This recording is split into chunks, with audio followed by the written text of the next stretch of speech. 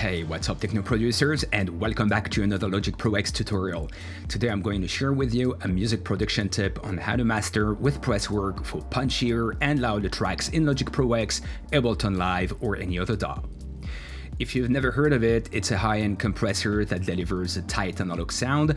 MusicRadar.com gave it 5 stars. Presswerk is a veritable playground of analog style compression with a fabulous sound and insane attention to detail, with only one con: not for compression novices. It comes with NKS files, so you can use it with native instruments, Machine MK3, and complete control. I will leave a download link in description. If you're not sure how to master your tracks, subscribe to the channel now and leave your questions and comments, as well as links to your tracks so we can check them out. I tested FabFilter Pro C2 and izotope vintage compressor on a lot of tracks. They're both great for mastering, but I prefer Presswerk, and because this video is intended for YouTube, I will not go louder than -9 dB LUFS, but you can easily go as loud as -6 dB. Now, let's see how this track sounds with Presswerk.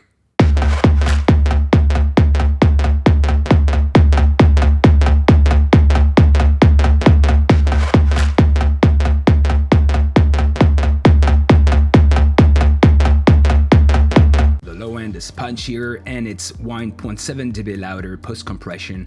The difference is obvious, and yet picking at the same level with a big plus now, you can push your limiter louder without clipping. Insert Presswerk after Horizon 10 if you use it, go to presets, track mix down and select master transparent. Ratio 2, fast attack, set the release time to your tempo, dry wet signal 50%, adjust the high pass filter to your liking, it works great between 1 and 60 Hz, make sure the DPR is on and compress 1 dB. The peak output level of your audio signal pre and post compressor must match so you can hear exactly what the compressor does.